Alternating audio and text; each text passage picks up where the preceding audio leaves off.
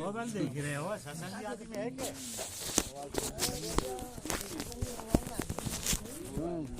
दावत में खाएंगे सत्संगी तो बाहर कितने ले लेते बाहर गई है तो क्या ही अपना कैसे है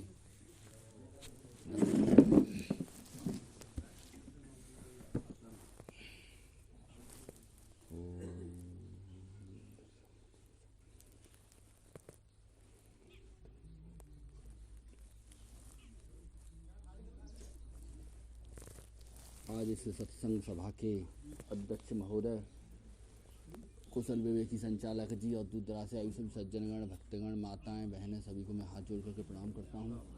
जो कुछ भी गलतियाँ हो जाए उन्हें क्षमा करें। जोतते ही बोल रहे हैं। हम सभी यहाँ पे सत्संग में आते हैं, इस ठंड में आए हैं और अपना काम छोड़ करके आते हैं। कोई भी ऐसा व्यक्ति नहीं है जिसके पास मतलब बेफालतू का समय हो, ठीक है। तो कुछ लेने के लिए आते हैं, कुछ पाने के लिए आते हैं। अच्छी अच्छी चीज़ें, भगवान की कथा ही हो, चाहे कोई भी हो, चाहे सामाजिक व्यवहार की बातें हों। यहाँ पर सत्संगों को चलाने का दो उद्देश्य था।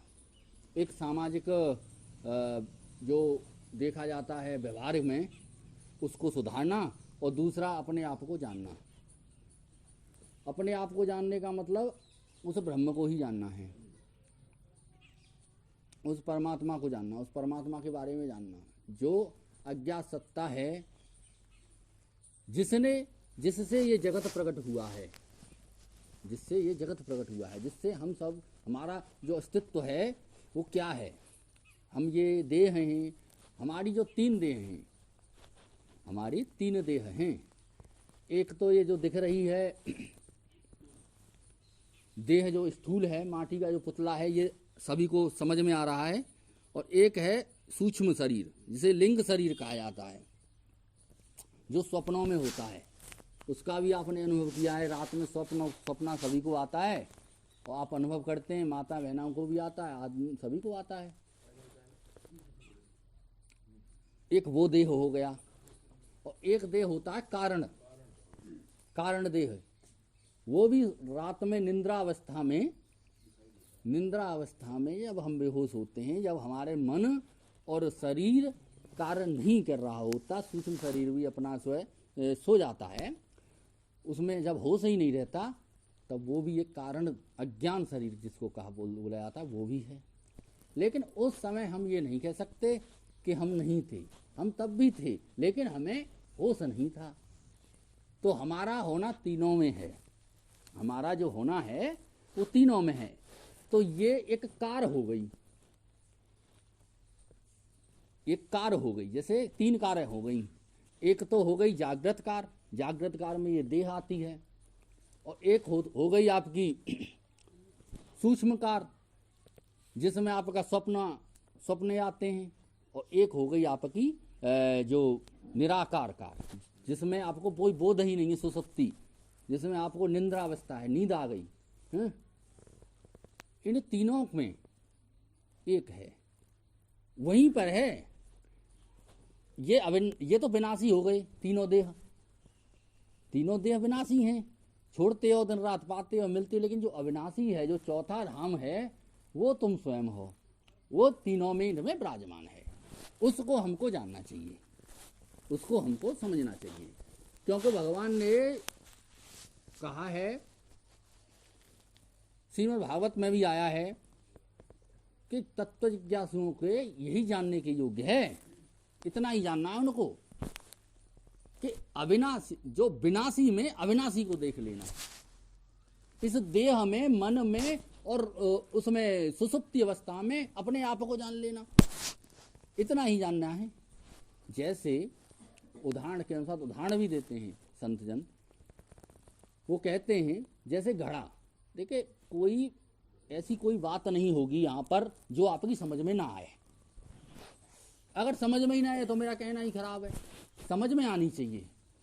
जैसे घड़ा माता बहनों के समझ में भी आएगी, जो नहीं पढ़ा होगा उसके भी समझ में आ जाएगी। क्योंकि ज्ञान ऐसा कोई वो नहीं है कि केवल उनको ही मिलेगा जो बुद्धिमान लोग हैं। केवल समझने की चीज है, जिससे कोई समझ में आ जाए। जैसे घड़े में मिट्टी विद्यमान रहती है, मिट्टी के बिना आप घड़ा बना के दिखा दो तो मैं प्रवचन छोड़ना बंद कर दूंगा, कहना ही बंद कर दूंगा। बिना मिट्टी के घड़ा बन सकता है? नहीं बन सकता। अरे आप जो है, यही तो बात है, कुतरक मत कीजिए, कतरक कीजिए। ये तो कुतरक हो गया। कुतरक तो मास्सा भी बहुत है करने के लिए, अब पीतल का बन जाता, बताओ। अच्छा, पीतल के बिना बना के दिखा दो तो कोई तत्व तो होगा, वो भी मिट्टी ही है। आप जो है देखो समझने की, ये दृष्टांत है।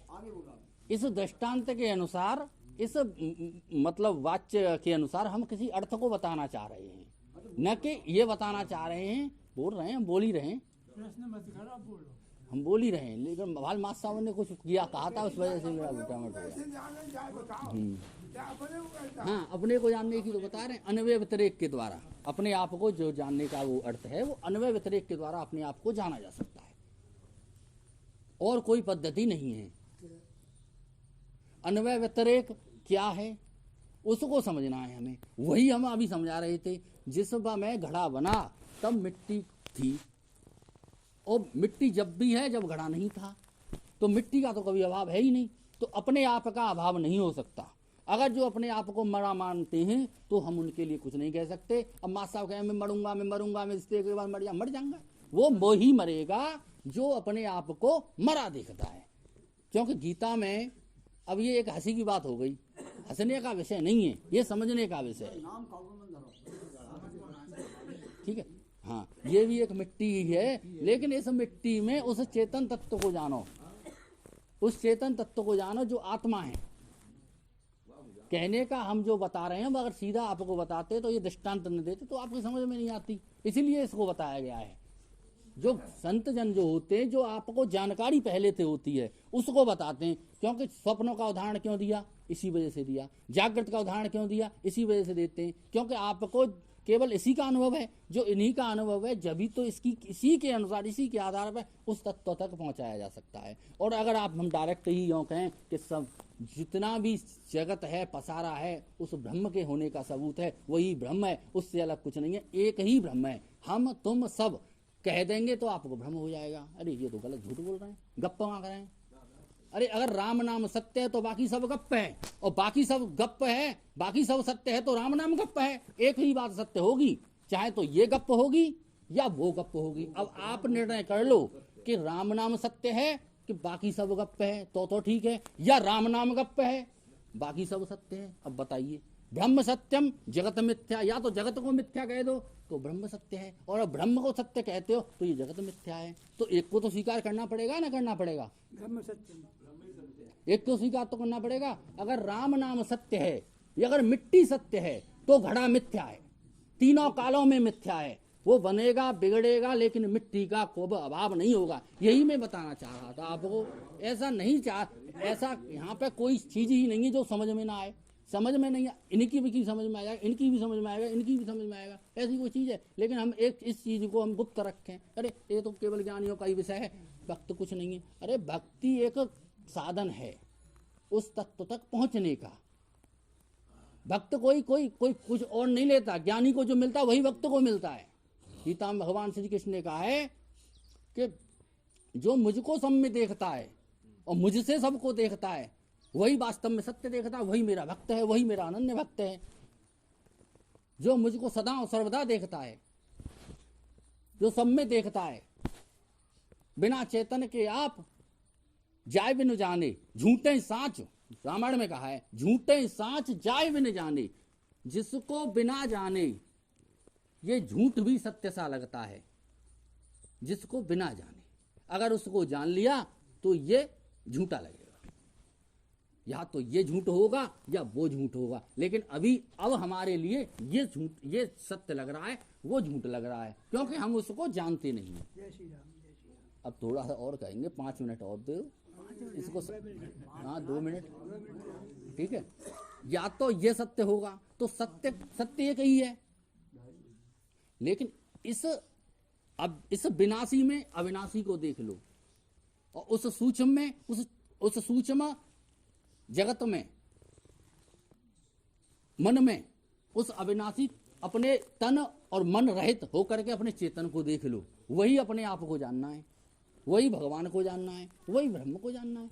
एक ही चीज है, ब्रह्म से अलग है हम है ही नहीं। अगर ब्रह्म से अलग हम हो जाएंगे तो हमारा या तो ब्रह्म, या तो यूं कहो कि ब्रह्म ही ब्रह्म है तो भी वही वह है, तो फिर मैं नहीं हूं। अगर मैं ही मैं तो फिर वही ब्रह्म है। एक ही है, एक ही चीज सत्ता है, सत्ता दो नहीं है। अगर दो सत्ताएं होंगी तो वहां पे अद्वैत सिद्ध हो ही नहीं सकता। तो इन्हीं शब्दों के साथ मैं अपनी वाणी को प्रणाम देता हूँ। जय श्री कृष्ण, जय श्री कृष्ण, राधे राधे। जो कुछ भी गलतियाँ हो गई उन्हें क्षमा करें।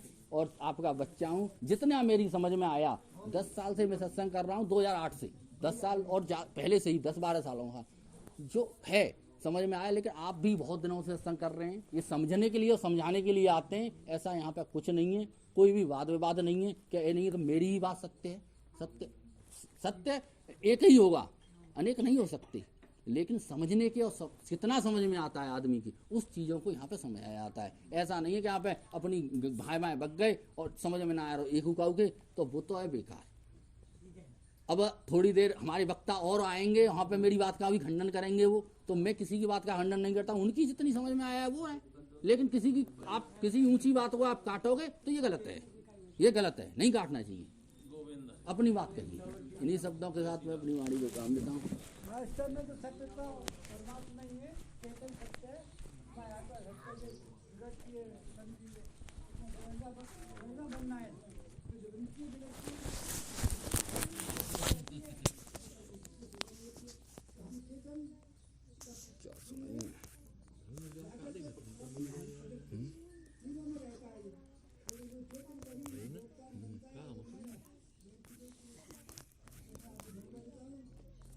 चैतन्य बाबा, मुझे 12 मिनट है।